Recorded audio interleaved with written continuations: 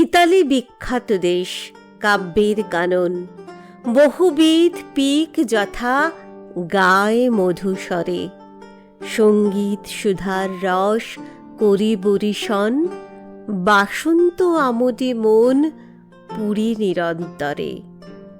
সেদেশে জনম পূর্বে করিলা গ্রহণ, ফ্রান্সিসকো পেত্রার্কা কবি বাকদেবী বরে।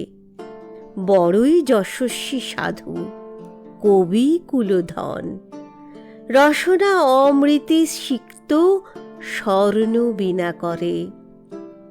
কাব্যের খনিতে পেয়ে এই ক্ষুদ্রমণি, সমন্দিরে প্রদানিলা বাণীর চরণে। কবীন্দ্র প্রসন্ন ভাবে গ্রহিলা জননী, মনোনীত বর দিয়া এ উপকরণে।